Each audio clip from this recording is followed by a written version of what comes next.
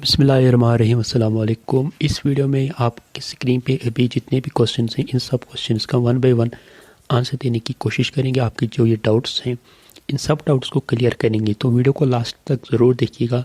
Video थोड़ा लंबा हो सकता है लेकिन आपके डाउट क्लियर करना काफ़ी ज़्यादा इंपॉर्टेंट है।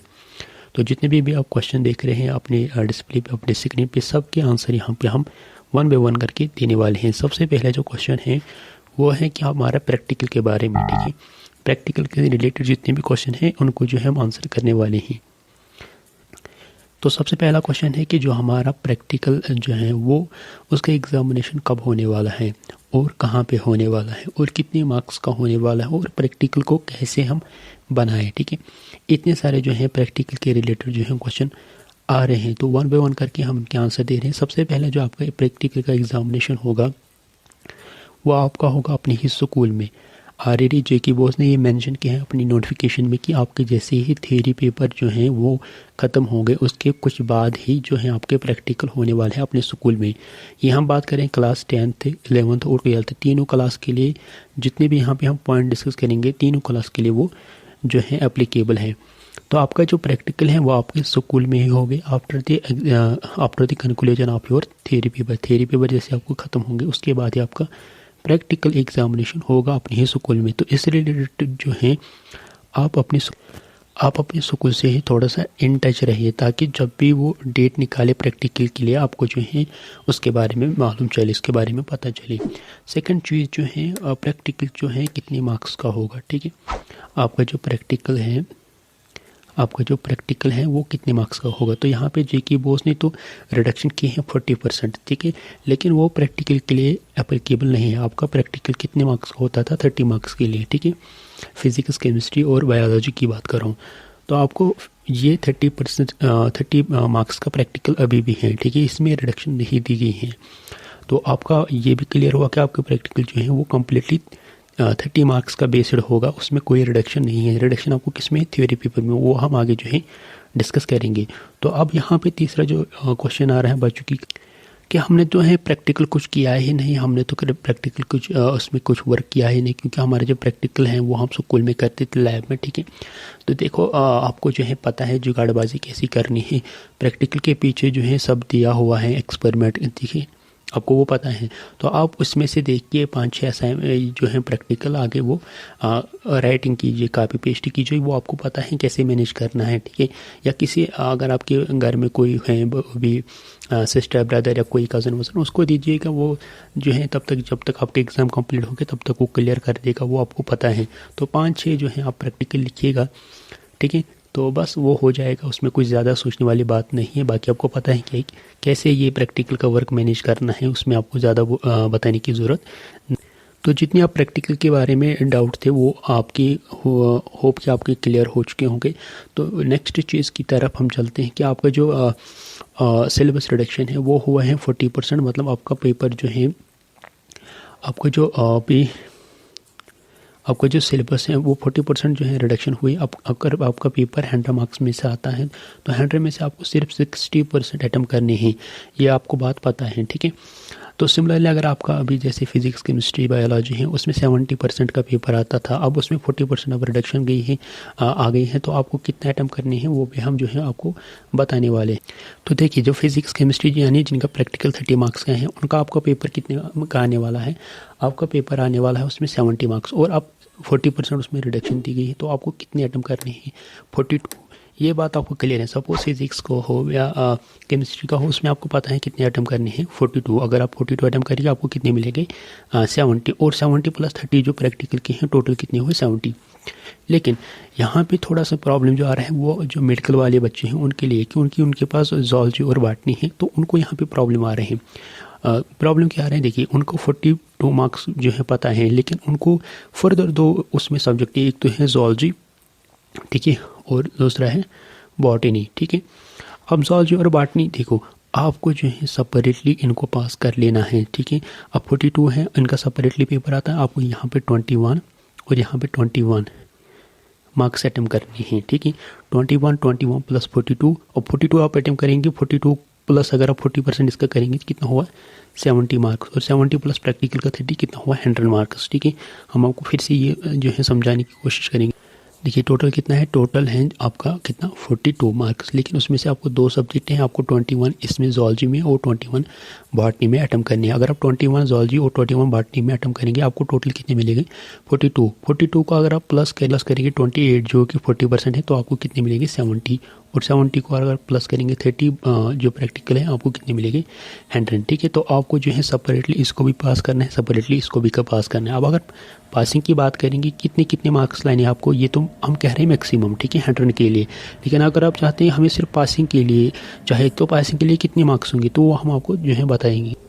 देखिए अगर हम ऑन एन एवरेज बात करेंगे आपके कितने हैं 42 मार्क्स दोनों में, जूलॉजी और बॉटनी में, तो 33% किनका 42 का वो कितना होता है। देखिए 33% कितने हैं पासिंग है, कितने से 42 का। देखिए अगर हम कर लेते हैं इसको 32 डिवाइडेड बाय 100 मल्टीप्लाई बाय 42,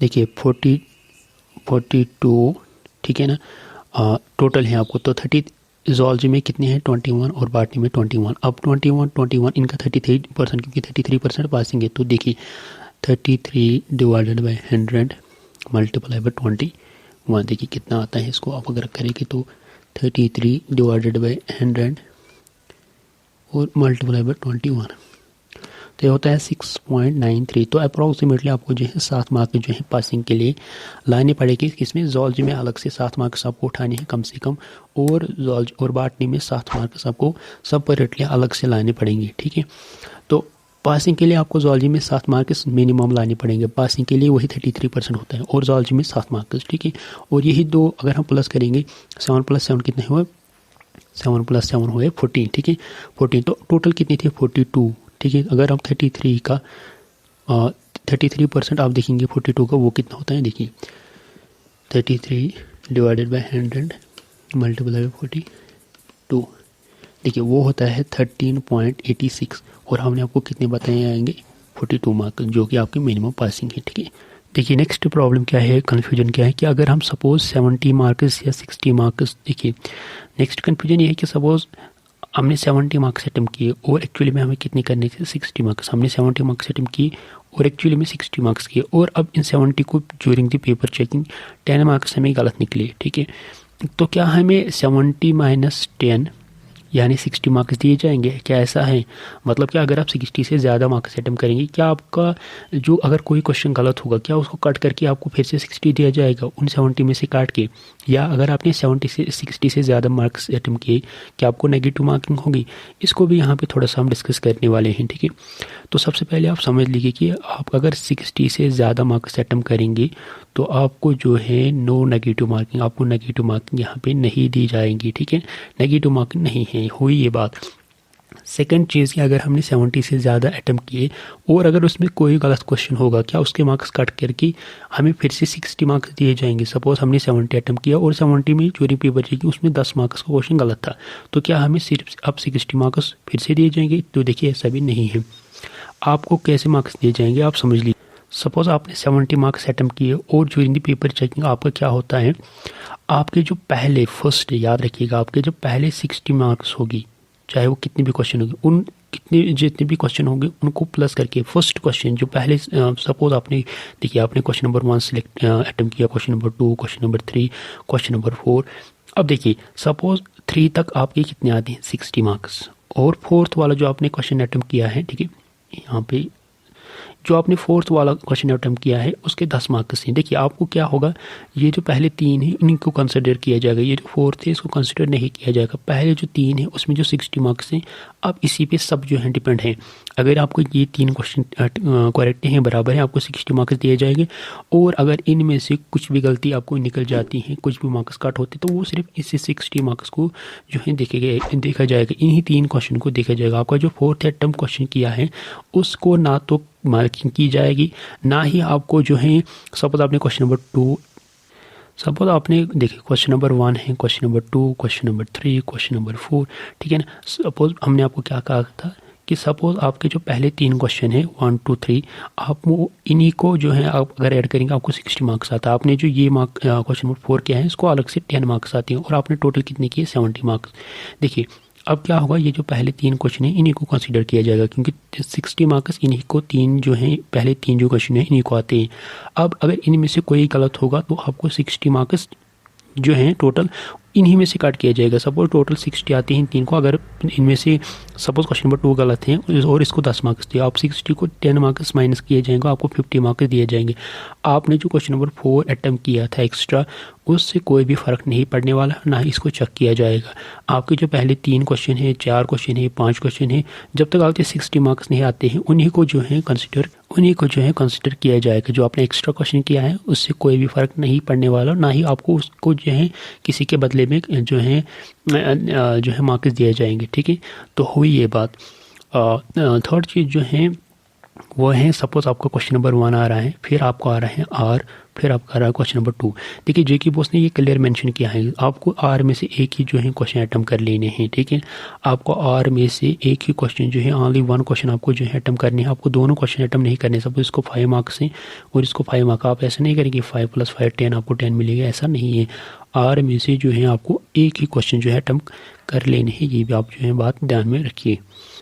ठीक है, तो अब हम नेक्स्ट जो कन्फ्यूजन है उसकी तरफ चलते। पेपर चेंज हुआ है कि नहीं। ठीक है, तो आपका पेपर पैटर्न चेंज हुआ कि नहीं, ऐसा नहीं है। जैसे हमने आपको एक वीडियो ऑलरेडी बना के दिया है मॉडल पेपर, वो आप अगर अभी तक वो वीडियो नहीं देखे, ऊपर आई बटन पे नीचे डिस्क्रिप्शन में उसकी लिंक है, वो देखिएगा। जिस तरह से वहाँ पे मॉडल पेपर है उस तरीके से आपका पेपर आने वाला है। ठीक है, तो और एक चीज़ यहाँ पे बच्चों को जो कन्फ्यूजन हो रहा है कि कितने चैप्टर हम प्रिपेयर करें। ठीक है, कि कितने चैप्टर प्रिपेयर करें। देखिए आपको क्या करना है, चैप्टर नंबर 1, चैप्टर नंबर 2, आपको इन चैप्टर को मार्क्स काउंट करने हो। जहाँ तक आपको 60 मार्क्स आते हैं वो चैप्टर आप प्रिपेयर करिए, चाहे वो इजी हो डिफिकल्ट हो, अपने हिसाब से चैप्टर को चूज़ करके टोटल मार्क्स जो है उनका ऐड करके अगर 60 मार्क्स आते हैं वो चैप्टर आप प्रिपेयर कर सकते हैं, क्योंकि मार्क की डिस्ट्रीब्यूशन इक्वली है। आपको जो है अगर आप 60 मार्क्स आप चुनेगी चैप्टर वाइज तो आपको वैसे वहाँ पे आ जाएगी। आपको ये बात भी पेपर में देखा होगा। ठीक है, अच्छा और एक चीज़ यहाँ पे बच्चों को जो हो रहा है कि हम जो